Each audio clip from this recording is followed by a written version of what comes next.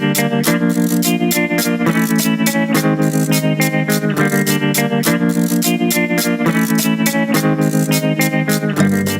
this is Michael Emery. Thanks for tuning into the Slow Baja. This podcast is powered by Tequila Fortaleza, handmade in small batches, and hands down, my favorite tequila.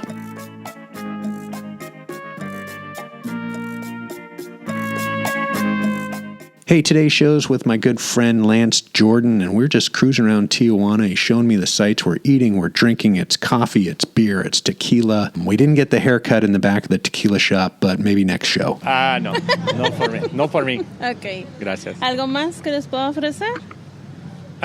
¿Algo más que les puedo ofrecer? No, gracias. No, gracias. Muchas gracias. Gracias. Right, well, it's Michael Emery of Slow Baja talking to Lance Jordan. You'll know him on Instagram as Lance Jordan 1904. And we are in Tijuana right here on Avenida Revolucion, sitting down at the Praga Cafe Bistro and having a coffee, talking about all things Mexico. I love it, and it's good to see you again. So tell me about what you're doing down here in Tijuana. We've spent part of the morning with you. We got to see the clinic that you're working with, and I just would love to hear who you are and what you're doing and what's going on in your life. All right, so I about 5 years ago, through a series of events, I ended up down here helping somebody get here to a cancer clinic here in Tijuana. And I grew up about 16 miles away from the border in a town called Bonita. I started a thing called Bonita Wellness, and this woman was at one of my lectures, and I was speaking on some health things, and she was there, asked if I would bring her to Tijuana, and I wanted to come down and just make sure everything was on the up and up. I'm a big fan of Tijuana, always have been a big fan of Tijuana, but it was still Tijuana Tonic and Clinic. You know, that sends up 3 red flags. So I wanted to come down and make sure that everything was on the up and up for her. And from day one, I was completely blown away at this clinic. It's called the Hoxie Biomedical Center in Tijuana. And it's, anyway, so from that day, I started bringing her down here for breast cancer. And I brought her down. It's just a one-day visit. So the next day, I came back on my own. And then I came back the next day after that, and the next day after that, until finally about 10 days later, after being there by myself, not knowing anybody, just sitting there, listening to all the stories, one of the owners came up and just asked, we're just curious, what are you doing here? And so I said, I'm intrigued by this place. I do a lot of stuff with health. So that has now transpired into now I work with the clinic. I don't work for the clinic, but I advocate for them, and I help people coordinate trips from around the world. And every continent of the world is represented at this clinic every week, and I help them get there to San Diego and then to Tijuana. I help them with everything they need and get them back to San Diego to get them going on their treatment. Wow. Well, that's 5 days a week. Yeah, that's a noble transformation from tequila brand ambassador when I met you. Prior to that, you had some engineering work you were doing. You invented a product, which I still own and is still the greatest thing ever. But that's an amazing transformation from Beach Couch Lance, as I used to know you, where you engineered this fabulous beach couch for 2, to tequila brand ambassador, to getting into wellness and finding a passion for helping people from around the world battle cancer. And again, we were at the clinic this morning, took a walk around. I didn't do any recording there, obviously, with folks going through that. But people find you, and then they get into San Diego, and you get them a special rate at a beautiful hotel right downtown, and then you pick them up in your Honda Odyssey, and you bring them to the clinic here in Tijuana, and then you take them back to San Diego every night. And I have, I have 3 other drivers that help me out as well. And so every day the clinic treats between 15 and 20 patients, and usually those patients come with 1 extra person or 2 extra people. So there's a lot of people that come down. And so, we just make sure that, the whole thing is that I grew up traveling, and I understand what it's like to be in a new place. Sometimes it can be a little scary, and I know people are scared to death to come to Tijuana, which they shouldn't be. And I mean, my greatest thrill is talking to people in the morning and that are nervous, And I tell them you're going to be a 180-degree difference when you come home tonight. And when they come home, every time, 100%, always, everybody's 180 degrees. Like, wow, that was the best experience they've ever had. And they had no idea Tijuana was such a cool place. Yeah, and so that's interesting. I was just thinking, I really haven't spent any time in Tijuana since probably the 80s when I was in college in San Diego. And those are, most of that time I don't remember, frankly, for various reasons. But there's so much happening now in Tijuana with food and drink, and they don't cater to the drunk gringos anymore. There's a real town here. There's a real culture of slow food, and so Slow Baja is very interested in that. And after you've dropped your folks and got them acclimated to the clinic, it seems to me that you've got a couple hours every day that you get to explore this interesting city. I do, yeah. So I take off, and when I first started coming down here, I didn't. I'd been down here, coming down my whole life. Since I was 16, we started coming down here when we started surfing, and then come into the clubs and all that stuff, in your late teens and then early 20s. But we always came to one place, which is where we're at now. We came to Revolucion. So we were kind of like a rat in a maze. We'd go to one place, and we would never deviate from anything. So I wanted to learn more about Tijuana. So since I have GPS now, what I wanted to do was come down and just explore. So I would just hop in the car and just start driving. And sometimes I'd end up at a one-way street way back in the middle of nowhere. And then I turn on the GPS and try to figure out my way back. And by doing that, I've learned a lot about Tijuana, all the back ways or shortcuts and all these things. But there's a lot of really cool little cafes and microbrew pubs. I just took you guys to the gastronomical district of Tijuana over on Brazil Street. At the very east end of Revolucion, and there's just a lot of really cool stuff. So some days I will stay in Tijuana, some days I'll go as far as Valle de Guadalupe and have lunch. So I'm really into exploring Tijuana and really knowing this, and then helping people that want to come here, helping them plan a day so that they can come here and experience some good stuff. And leave a little bit open so they can fall into something fun that they've never seen. So yeah, I heard some stories that sometimes when somebody is traveling with somebody who's undergoing cancer treatment, obviously that person doesn't need to stay in the clinic all day, so you will actually take that person out on a guided tour of Tijuana. And I'm here with my Mexico adventure buddy, Ted Donovan, Baja visitor, Mexico visitor, founder of Mex Online way back in the day.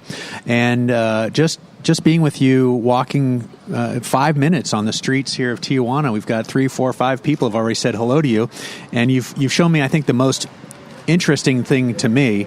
I have a fascination with barbers, old man barber shops, and you walked me into a tequila shop, mezcal and tequila liquor store, but focusing on mezcal and tequila, that has a barber shop in the back. Mm-hmm. That's like the two things that I love right there. Actually, I know where I'm going for my next haircut. You should. I tell people to come down, and he's a great guy. His name's Jose de Los Angeles. And I discovered him because I was looking at tequila in the liquor store, and he was in the back of the liquor store. And actually, if you go to YouTube and you type in Lance Jordan 1904, there is a video of him giving me a haircut after I came back from a 25-day adventure, 250-mile trip in California, and I look like Grizzly Adams. Well, that was a hiking trip. You hiked up and down the mountains in Yosemite for 250 miles. Yeah, and so that's stunning.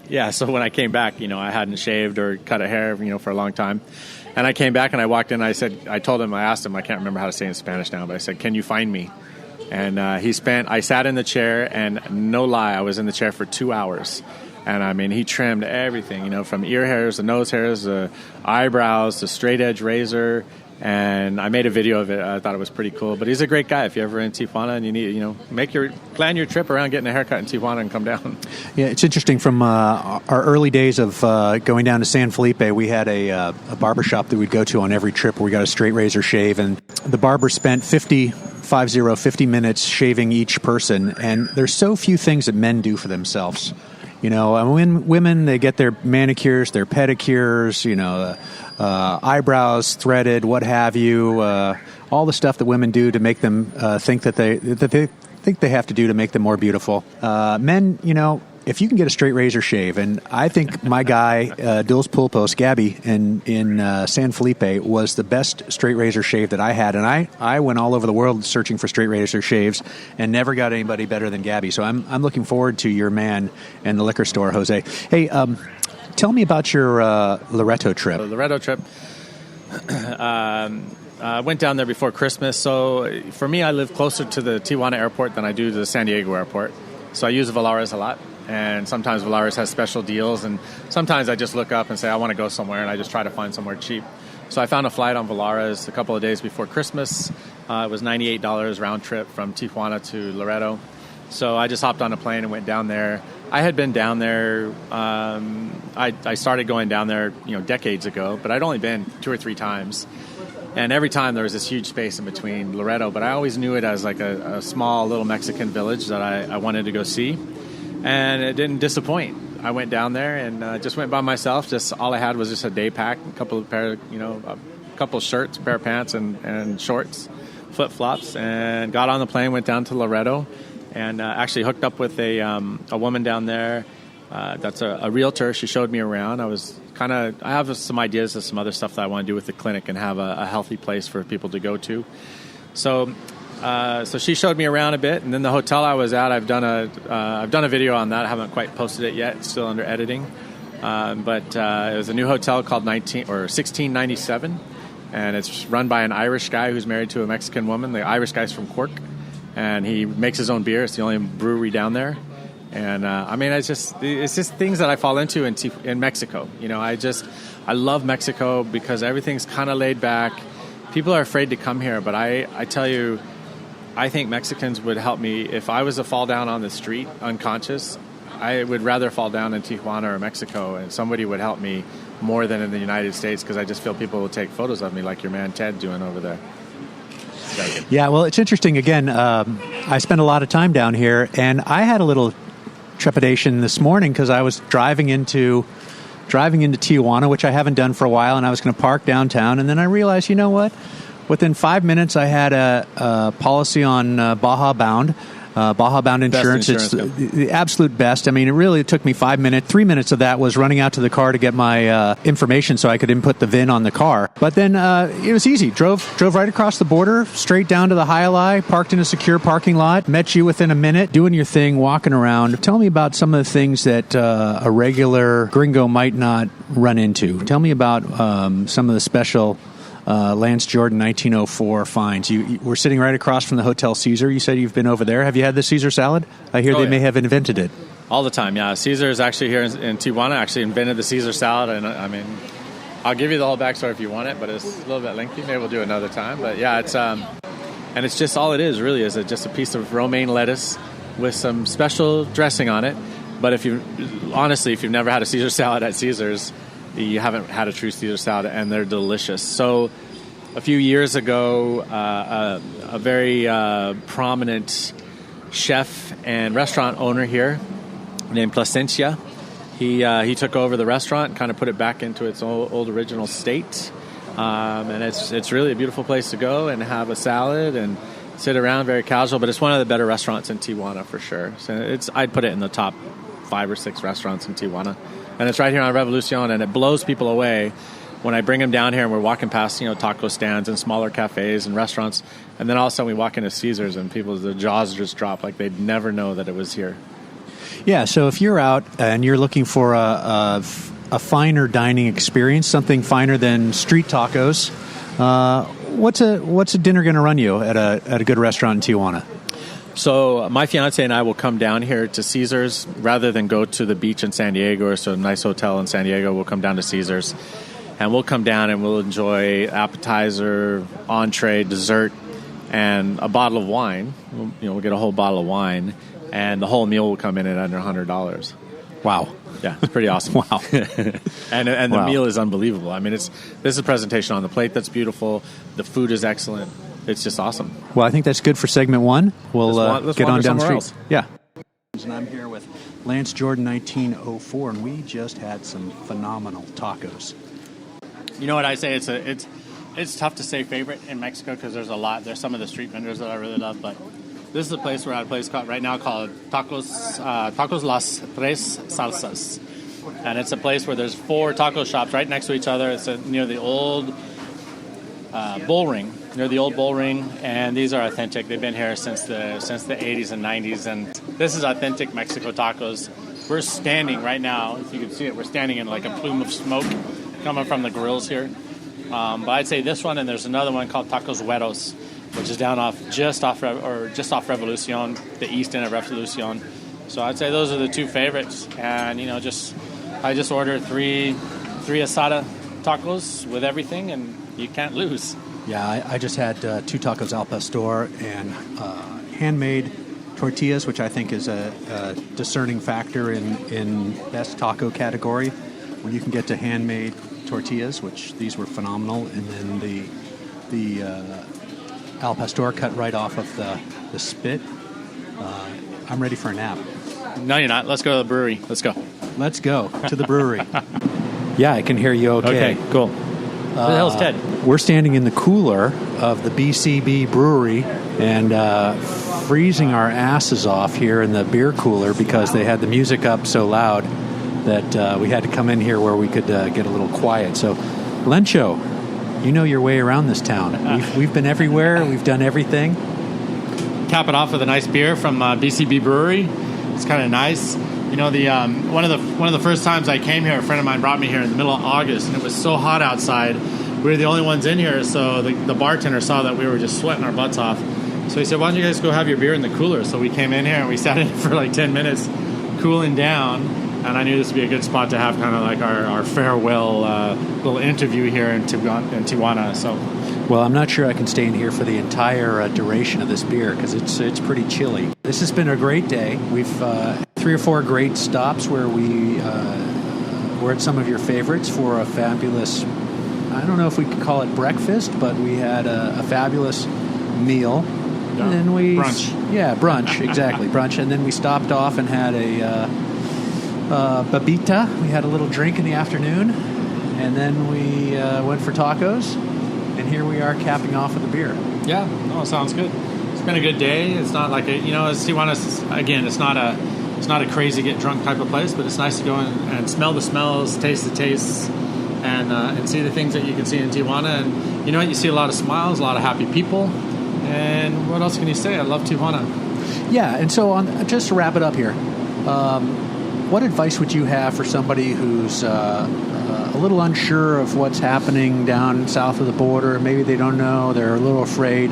Where would you start, and what advice would you have for somebody? Let's say somebody's going to drive here, or maybe park on the U.S. side and walk across. Right. Yeah, it's a good question. I would say for your first time in Tijuana, come down, because it is a little confusing to drive around. But come down, park at one of the parking lots close to the border. Figure out a way. You can find it online. Find your way to the border to walk across. Walk across. Once you get across, there's cabs and there's Ubers. Ubers, I think, are the best option because you can just tell them where you want to go and they'll take you where you want to go in case you have a language barrier. But the main place that you want to go to is just start in Revolucion. I tell people just start at Caesar's restaurant. That's a good location to start from there, and you can go east or west from there down Revolucion, and you'll see a lot of cool stuff, meet a lot of good people. And at the end of the day, just tell them to take you back to the border, and Uber will take you back to the border, or a cab driver.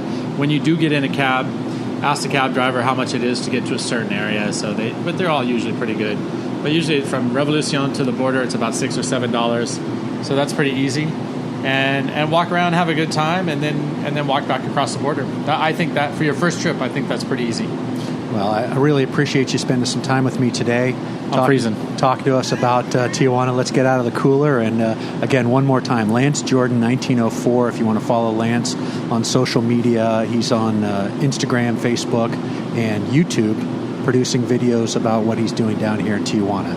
Thanks, Lance. Really appreciate your time. All right, thanks, Michael. It's been a great day.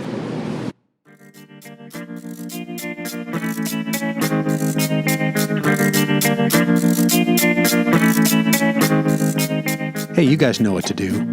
Please help us by subscribing, sharing, rating, all that stuff. And if you missed anything, you can find the links in the show notes at slowbaja.com. I'll be back before you know it. And if you want to receive notices on new episodes, please follow Slow Baja on Instagram, Twitter, and Facebook for you old folks.